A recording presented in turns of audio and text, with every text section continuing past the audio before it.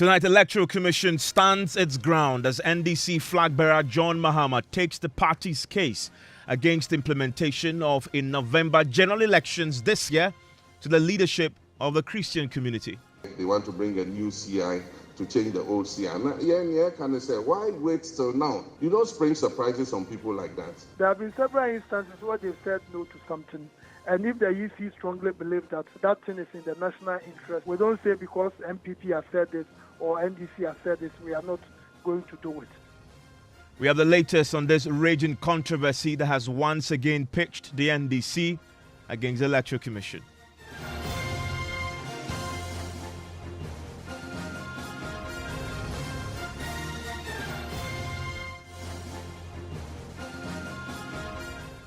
This is Top Story with Mensah.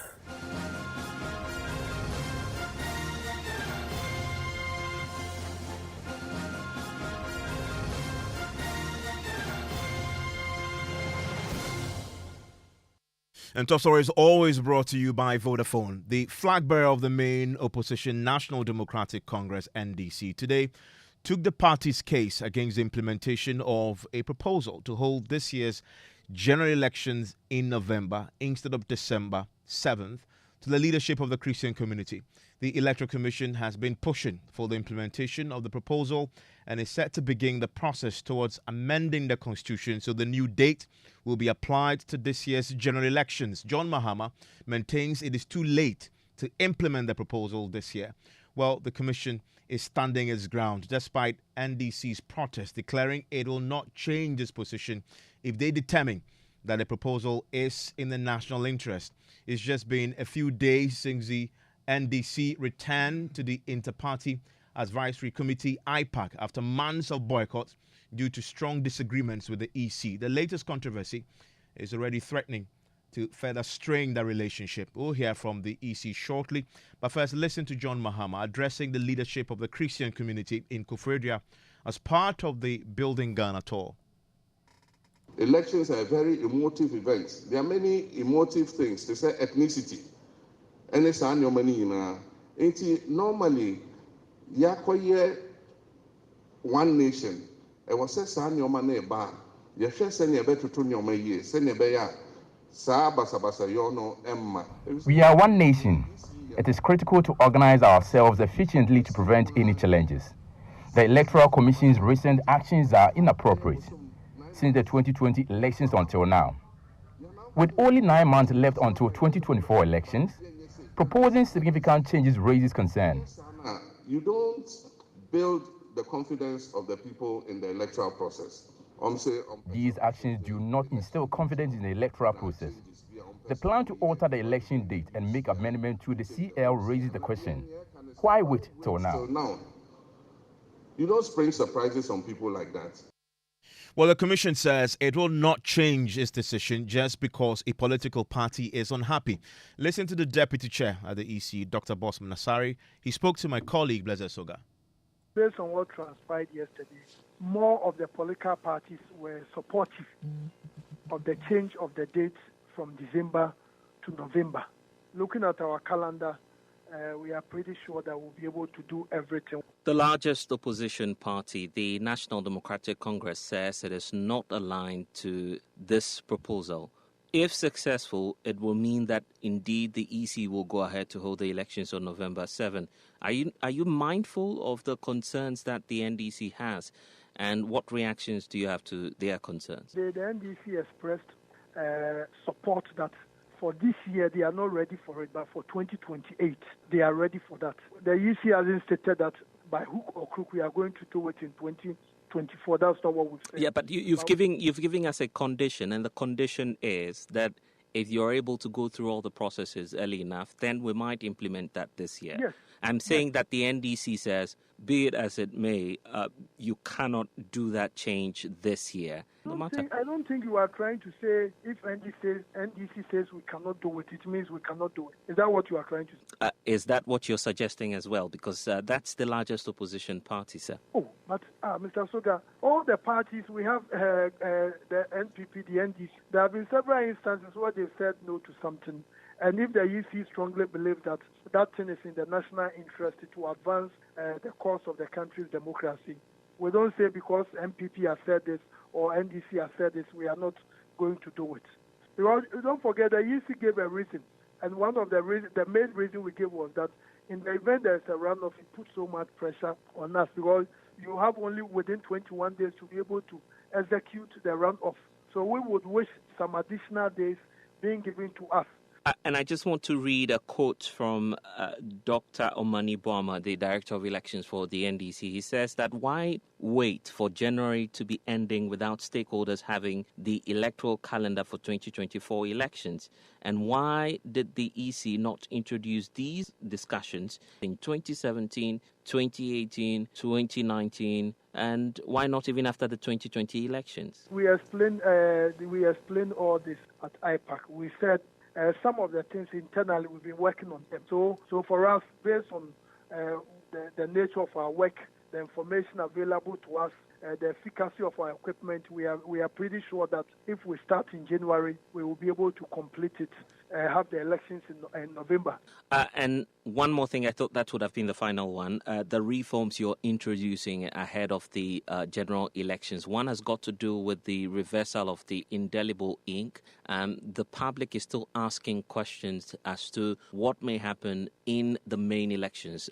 You reverse that for the district level elections, but for the parliamentary and presidential system, concerns are rife about maintaining electoral integrity. Are you mindful of that, even as you contemplate reversing this policy? And what's your final stance on the use of the indelible ink? No, the EC hasn't said that we are not going to use indelible ink in the 2024 election. We haven't made that point anyway. What we explained was that when you look at the biometric technology, if people go through that verification process and at the same time you try to apply the ink on them, clearly it amounts to duplicity. Because the verification system basically says that this is Blessing Soga who has come to vote. After he has gone through the process, why do you still want to apply another system or the indelible ink so that it sends another signal that the same Blessing Soga has come? So that was the explanation we gave. But we haven't said we are not going to use the indelible ink in the 2024 election. So it will be used? That's why I said we haven't said it anyway, that we are not going to be using the indelible ink. Will it be used in the 2024 elections, sir? We haven't said we are not going to use it. You did not use it in the district level elections. Will that be the case for the general elections? That was the district level election. And I said for the 2024 general election, we haven't said anywhere that we are not going to be using the indelible ink. But what are you saying about it? Are you going to use it? No, we had a meeting with the parties and there was consensus that they thought the indelible ink is still very useful. And the EC will take all that into consideration. We don't do the work for ourselves. We do it for the good people of Ghana. So anything that is good and will promote our democracy, the EC will always be for it. Do we take that to mean that you're yet to take a final decision on whether or not the indelible ink will be used? Yes, certainly.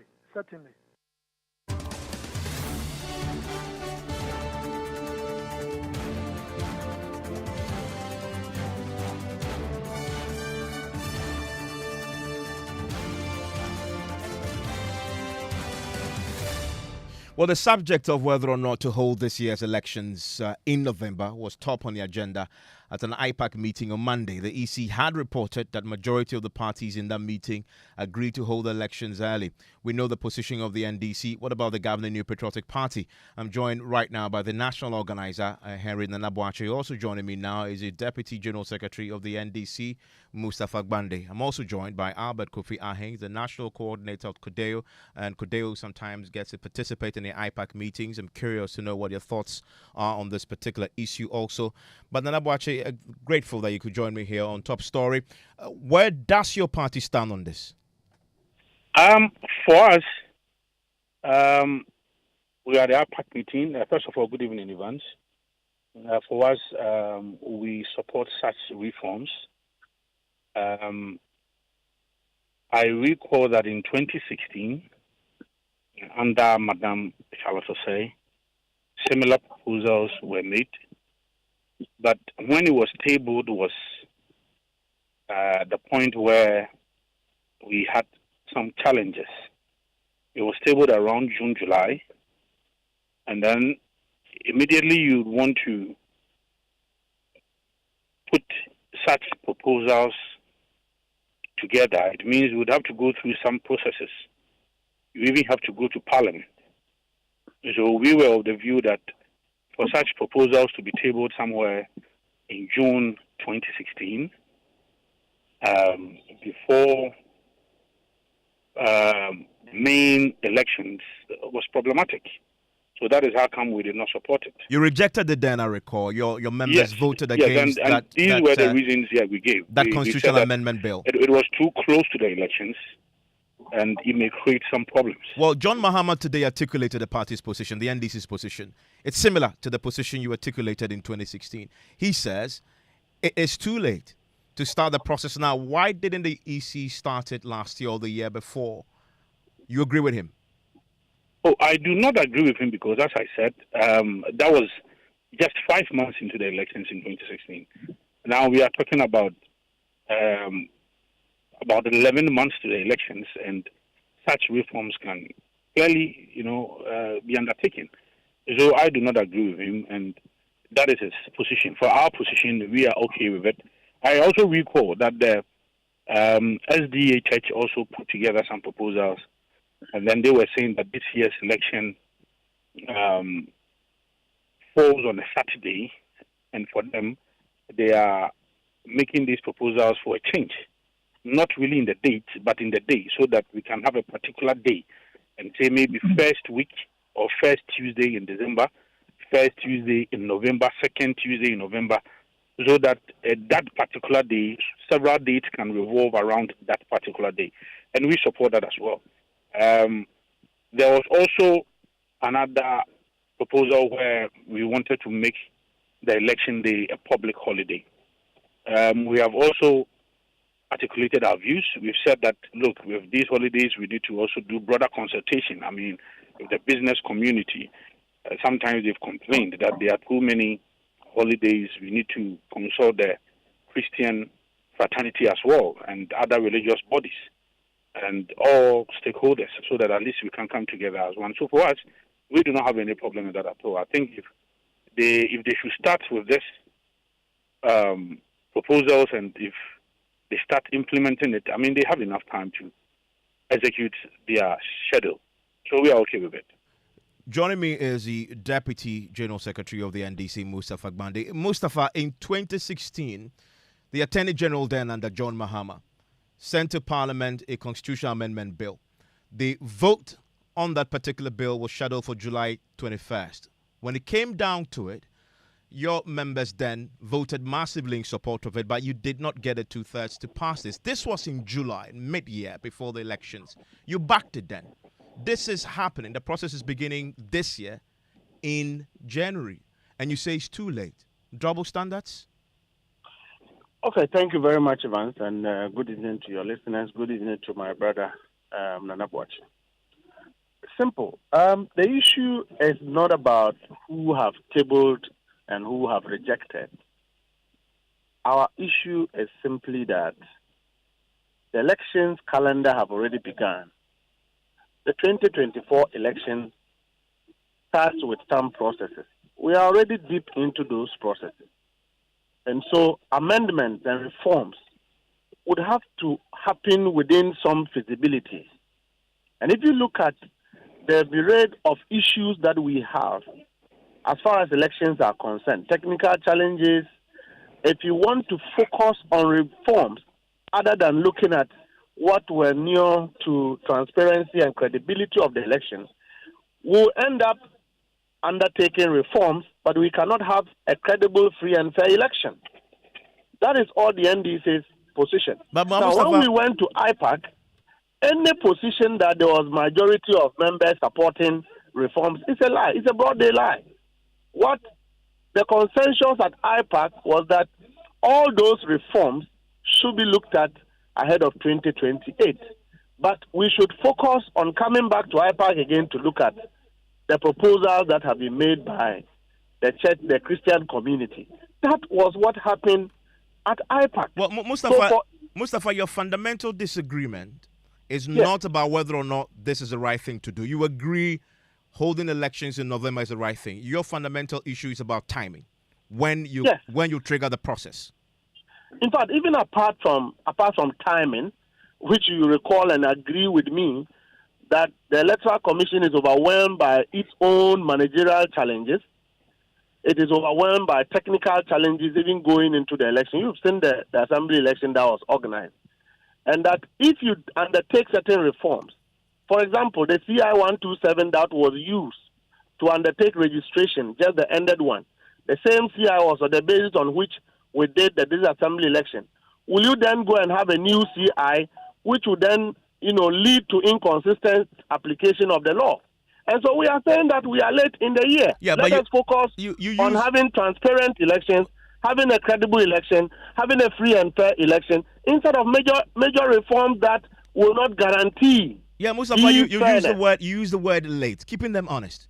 In 2016, when you started this process to have this constitutional change, it was in July. It was later then than it's starting now. So if it's about lateness, if you supported it then, why are you not supporting it now, especially when you have at least 5 more months to play with? In fact, if you look at yesterday in 2016 and today, you may even say that the situation is worse, because at the time, the problem the Electoral Commission of 2016 was going through is not the same as this Electoral Commission. Even as we've just undertaken this assembly election, were you not, amazed and overwhelmed by the number of operational challenges, managerial challenges, to the extent that we've had ballot papers getting shot for the first time? How does that lead to transparent and credible election?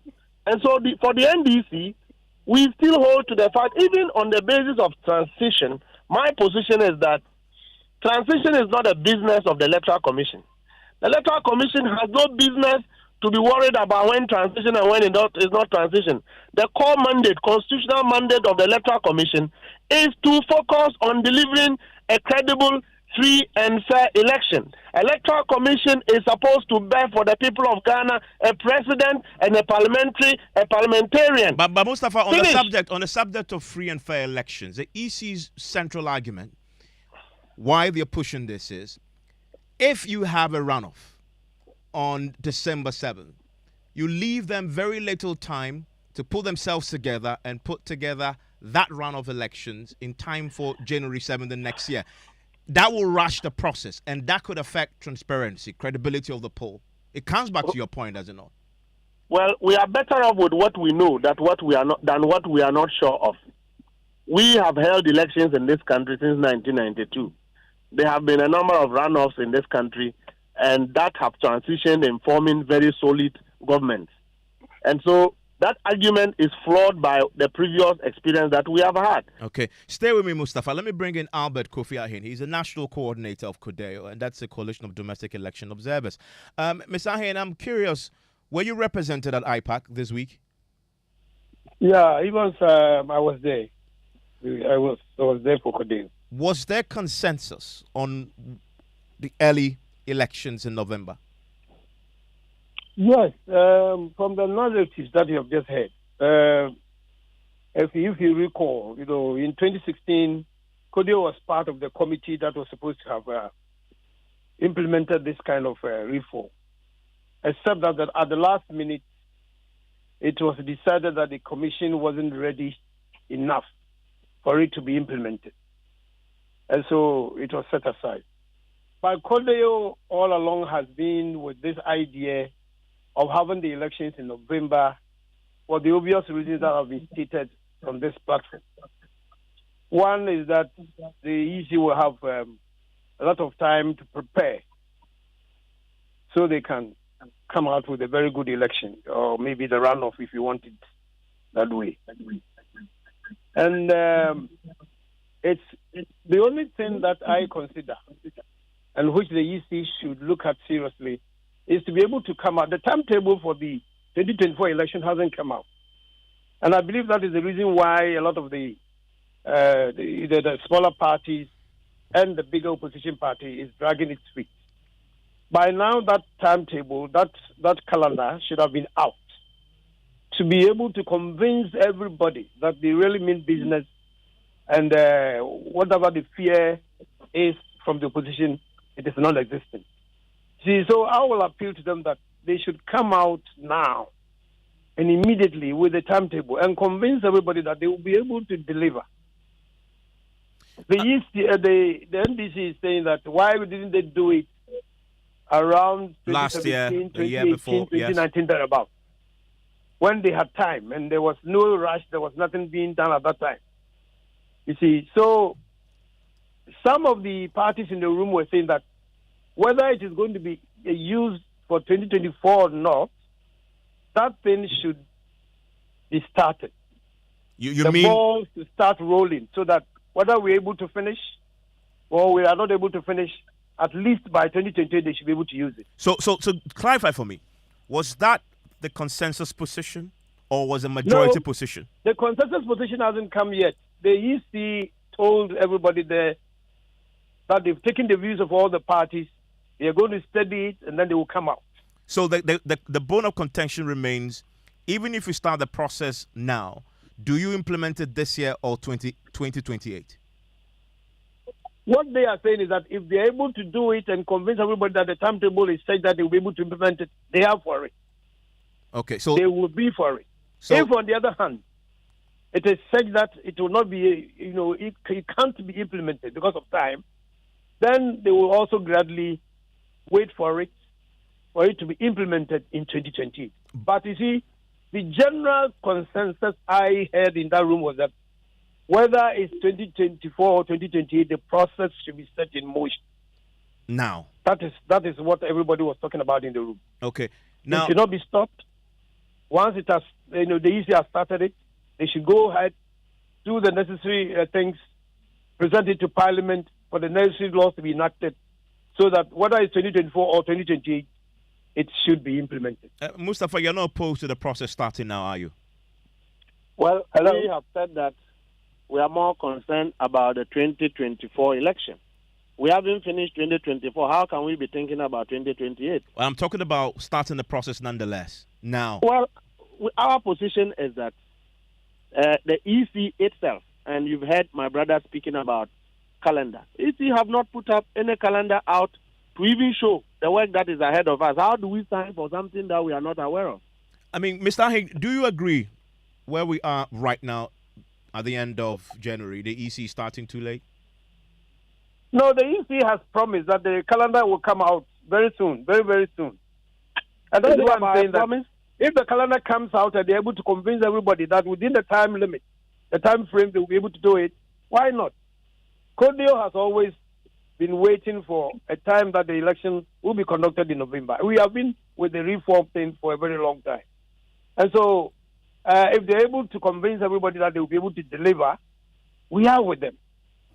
Nana Bache, so for the MPP, you are in support of this. The view has been expressed at by Kodeo and by the rest of the IPAC is start the process. You can implement it this year, see if it's possible, and if it's not, extend it to 2028. First of all, from where you sit, you've already told us that the party hasn't got any opposition to it, but it will mean bringing it forward, putting in the resources to do this. The EC needs to build consensus on this. How should they approach this? And are you willing to sit with the rest of the parties to get this done? Yeah, first of all, Evans, I think I agree with the suggestion that the Electoral Commission should quickly come out with the elections calendar or its activities. This is very important. I mean, this also breeds confidence that they will be able to carry out the proposals they are putting forward. I have a problem when the NDC tried to hinge this whole argument around free and fair elections and the EC did not deliver free and fair elections in 2020. Very unfair. And I heard my brother Mustafa Gwande strongly pushing that argument. Look, you went to court and you were disgraced. Look, you did not present, in fact, during your own internal elections, it came out that you could not even put together a proper coalition center. During your own internal elections, you were accusing people that they did not manage the elections very well. Well, Nanabuachi, I don't want to relitigate the matter. It's been done. Courts pronounced on it. Let's move on. He's made a point. You've responded to it on a substantive matter. Attack is launched on the Electoral Commission. And then you were listening to it. You left it, you did not respond to it. It is unfair. I mean, this is a subject matter we are discussing. But the moment you try to hinge it around the fact that the EC is unable to deliver free and fair election, and that is supposed to be their main focus, and they should not be delving into such matters, it is unfair. As if the EC did not deliver free and fair elections in 2020. They delivered one of the best elections we've had in this election. You were not happy with the results. You went to court with no evidence. Well, that position has been canvassed, and you've responded to him. Substantive point. You acknowledge that the lack of a roadmap now towards elections, the calendar, is a challenge.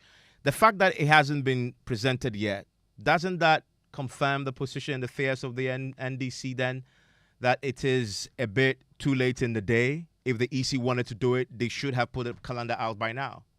No, it's not too late in the day. It's not too late in the day at all. I think that as the EC is saying that in few days they are going to put up the activities. I mean, if they are able to put together their proposals well, put it before Parliament, so that Parliament can also go through the necessary processes, that will be fine. So for us, we are okay with it. But in any case, I may be surprised. The NDC says that they have won the elections already. So if the election is being brought to November so that you can win early and go and jubilate, what is your problem? 2016, similar proposals were made. You were for it. You strongly canvassed argument that you wanted this to be, and that was in 2016, somewhere in July. It was too late in the day. And today you are opposed. I mean, this double standards in politics is quite worrying. Opposed to something which is 11 clear months to the elections. Why? Because you are saying that the EC should rather focus on free and fair elections.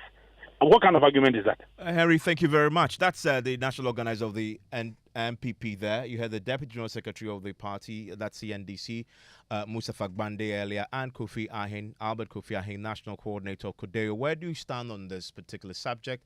055-111-1997.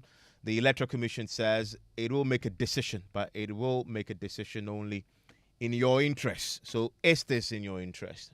Let's hear from you. News Night in a minute. Breaking news. Vodafone Ghana is becoming Telecel. Stay tuned.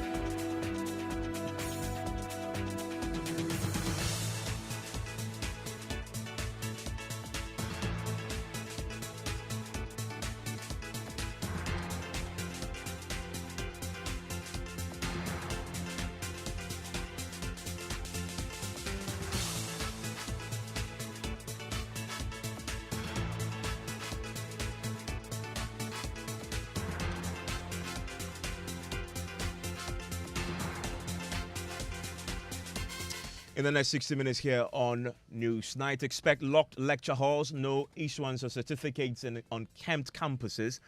So over 10,000 members of the Teachers and Educational Workers Union, TEWU, laid down their tools over failure of the government to pay Tier 2 pension allowance to fund managers, extra duty allowance, car maintenance allowance, among others. Lecturers will not have access to lecture halls. The place will be very messy, because you can imagine this weather, the dust. You can imagine the washrooms. Well, as the Labour front continue to boil, there are projections of more agitations following the possibility of changing government next year. We'll hear from Labour expert. These are the uncertain periods that we are living in, and worse things are yet to happen because we do not have leaders who know how to properly negotiate. Details of that here on News Night. Also tonight, justify your inclusion on the Judicial Council. That's the Attorney General's response to the Special Prosecutor following his recent call for absolute autonomy to shield him from political interference. Why OSP? Why not the other state institutions? So these are the questions that we may also want to interrogate. We may want to be part of the constitution by constitutional creature, but if you ask me now, I'll say having created the OSP through an act of parliament, if anything at all, there must be a constitutional amendment to take away the power of the Attorney General when it comes to corruption cases. Also, the Attorney General is tonight pushing for reforms in the jury system of the country to speed up criminal trials. That's actually provoked an examination of the jury system for us to see whether there can be better means of going about justice delivery without the involvement of the jury. I personally think that the jury system ought to be eliminated. We're very fortunate in your case to have not so much difficulties with the verdict. Well, the family of Major Mahama, they've been visiting the Attorney General. We'll hear from the mother of Major Mahama. I knew it would kill me, so I avoided going on social media. And in business, IMF highlights improved revenue mobilization and containing expenditure as key for program success and stabilizing the economy. You want to stay with us for business and sports later. Plus, tonight, 2 out of 10 married men cheat on their wives, whilst only 8% of wives cheat on their husbands. That's the latest survey from the Ghana Statistical Service. We have reactions as many question the numbers. What I can say about the statistics is that 2 is less. Instead, it should be like 6, 7, or 8 men. And then also, 80% of young people engaging in unprotected sex and multiple partners despite growing sexually transmitted disease concerns. Once you are at a high risk of having sexual intercourse without protecting yourself and having it with multiple partners, definitely you are contributing to HIV. You want to stay with us for that and more, all here on Newsnight. Plus your comments, 055-1111-997.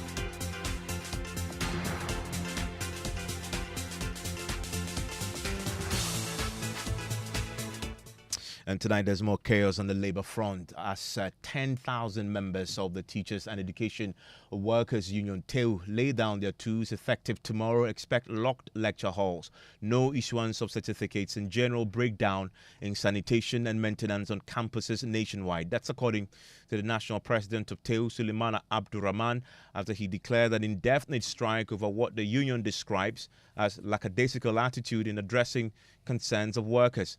The union cites a failure of the government to pay Tier 2 pension allowance to fund managers, extra duty allowance and car maintenance allowance for junior staff, among others, for their industrial action. Now, speaking at the press conference today, Mr. Abdurrahman said government should expect the terms of agreement they entered into and address the grievances immediately. Yeah, the simple picture is that, as I said, lecturers will not have access to lecture halls. The place will be very messy because you can imagine this weather, the dust. You can imagine the washrooms if it is not clean for a day. So, and these are the critical work our members are doing. You understand? So that is why we are saying that we expect every member in the public university to respect this decision. If you are receiving these allowances and your colleague is not receiving, don't say that because you are receiving, your colleague is not receiving, you are happy. Tomorrow, it might be your turn. So respect the leadership decision and go along with the majority. That's what we are requesting everybody to do. This is not a threat. This is just a request, right? It's a simple and harmless request. Because, as I said, at the end of the day, what are we looking for? Better conditions for our members. And these conditions that we have been requesting for, it is something that has been put in place, which we have been enjoying. It isn't that we are asking for any new thing anywhere. So government team might be looking at the issues as if we are requesting for something new. No, we are only requesting that government should respect the status quo and allow it to allow sleeping dogs to lie. Let me put it that way. Because at the end of the day, if they did not do what they are doing, what is happening today wouldn't have happened. So for how long has your TEWU Ghana endured this situation where you are not giving what is due you, for instance, the extra duty allowance and so on and so forth? Yes, these issues came to our attention, that was last year. And you remember all the labor unions were on strike at the time.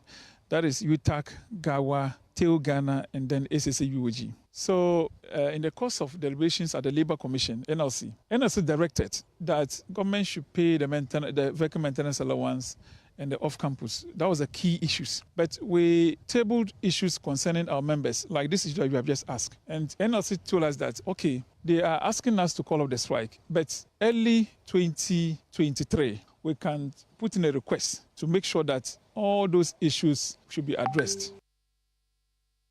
Well, he's expecting that the impact of their strike will begin to be felt tomorrow. I can assure you that there are over 10,000 members in the public universities across the whole Ghana. So from tomorrow, the whole country will know that whether we are on strike or we are not on strike. Because we were still at the workplaces, that is why people were not seeing the seriousness. You know, GAWA and SSC has already declared a strike, and they are on strike. But because we were at the workplaces, the impact wasn't there. Government was not feeling the heat. But I believe from tomorrow going, government will feel the heat, and they will do the needful. Even though we do not wish to embark on a strike. But as I said, when you are being pushed to the wall, and the only option that you have is to respect the voice of the members by putting down your tools, which we have done. That is it. So how then do you ensure compliance of your members, especially when you say this is nationwide? It's compulsory for all members to join the industrial action. Yes, we are going to make sure that we have task force across all the university campuses. We have local leaders across all the public universities. So they will make sure that they put in place the task force to make sure that they monitor for everybody to comply with the strike action. And of course, we have also taken into consideration that if you look at the public universities, those who are keeping the place safe is the security. So we have the view that the strike is in stages. For now, we are asking the security to remain at post. Let's bring in the Executive Secretary of the NLC, Ofuso Asamoah, joins us right now. Thank you very much for your time. You had the National Labour Commission. What do you make of the strike call today by TEWU? I really don't think the strike is needful because they were at the Labour Commission. They brought their petition. They themselves were there with their leadership. They agreed that in terms of the allowances, the opening statement of the Mr. Adonko of Senior Staff Association said that the issue of the allowances have been resolved. What was left was the Tier 2, which had no government that's going to pay to their fund managers. And that one was.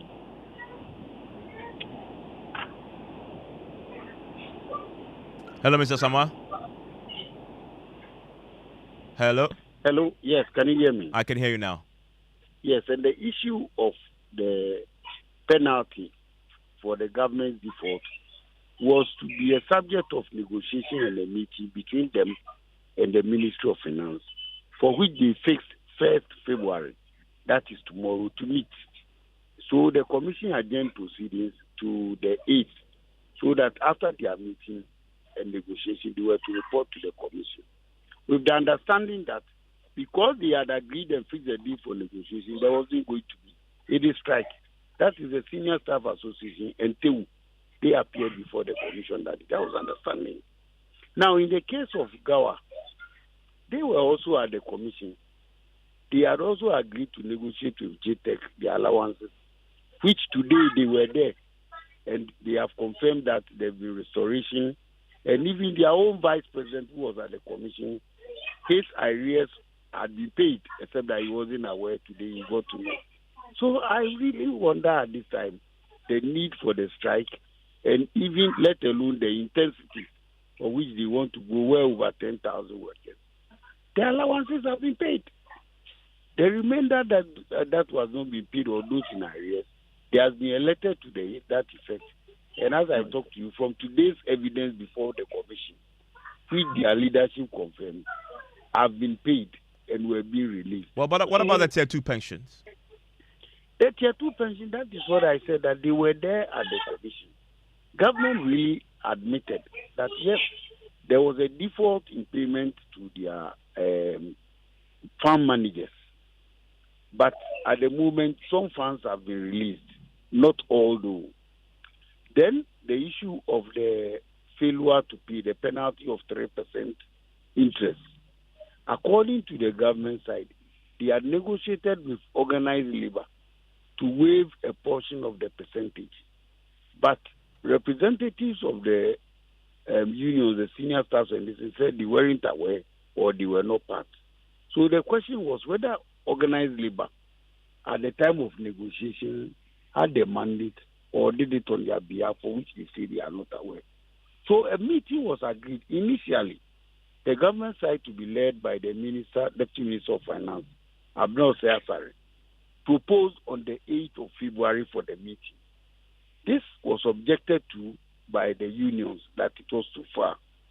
So since he was absent in a telephone conversation on speaker, for which all the parties listened to and participated in front of the commission, they fixed on the 1st, which is tomorrow, for the meeting, which the minister agreed to be present and attend, so that by the 8th they will report to the commission with the understanding that, having brought the day forward, agreed to negotiate, they will not embark on any industrial action because the law does not permit that, for one to strike or use any form of intimidation during negotiation.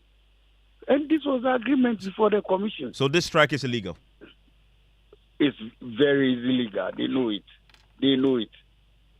If I immediately refer to your interviews that were conducted immediately after the meeting. You see, but what they said, for which I disagree with, and I've pointed it out several times. You see, leadership or leaders must provide leadership.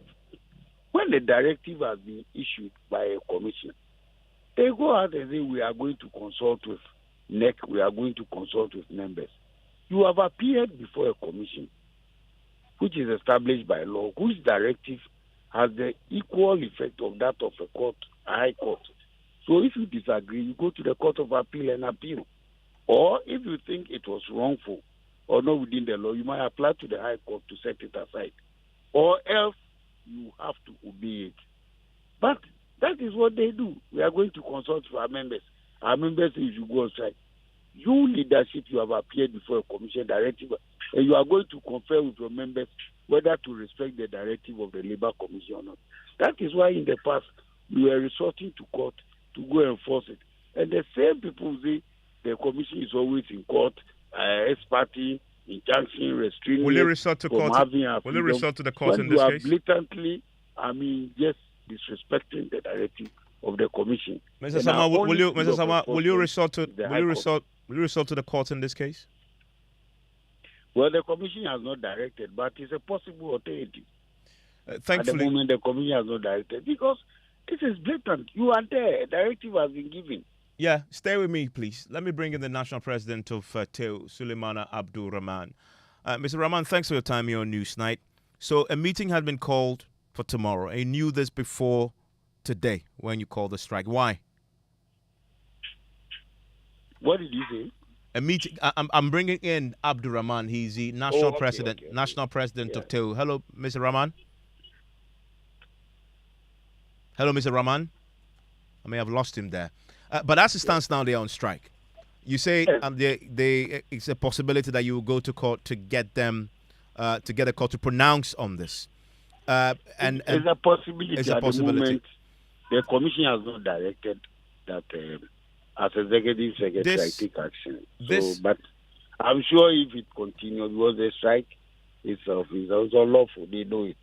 This engagement tomorrow, though. We hope they come out with something positive. This engagement tomorrow, though, isn't it coming too late in the day? And that's the main problem for the workers. It is not coming too late. That the NLC knew all along that these challenges were there. The Tier 2 pensions have not been paid to fund managers, and not enough action was taken to compel the government to do the right thing.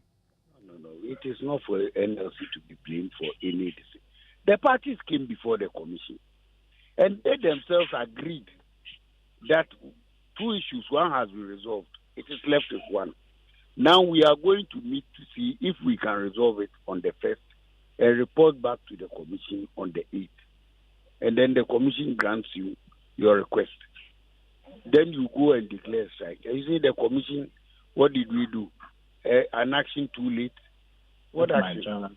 By allowing them to go and settle I was speaking or negotiate. The commission cannot be blamed for anything. The commission cannot be blamed for anything. We can at best be congratulated and encouraged to do when it comes to allowing parties to settle their differences amicably, for which the results are acceptable, easily acceptable to both parties, rather than imposing the commission's decision and directives on them. That's what we just did. Yes, Amma, thank you very much. And that's the Executive Secretary with the National Labour Commission there. I want to bring in Labour analyst Austin Game, who joins us on the line right now. Mr. Game, thanks for your time here on Newsnight. You're observing what is unfolding on the Labour front, the first month of the new year, and you predicting that there could be more this year. Why? Well, as you can even observe from what the Executive Secretary said, even when the flowery statement he made about the matter had been resolved, and the rest arrangements have been made to be resolved. And yet they are still on strike, and others are threatening to also go on strike. Organized labor has laid some fatwa on the head of government that they will do something. So clearly, what else could be said than to say that there is more? I wish we don't have it at all, because we need peace, industrial peace, to enable the government to function well. The government needs to be proactive based on what you're saying. What more can they really do, considering that we have clear financial constraints? It all boils down to ability to pay. The matter is not so much sometimes about money. It's about the way you engage. In industrial relations, we don't wait for a matter to confront you. You have to confront the matter. You have to be very frontal and move ahead with a light of speed, speed of light, if you like, to go and meet the parties who you know are aggrieved. It's not like they don't know. The employer is aware that people have got concerns.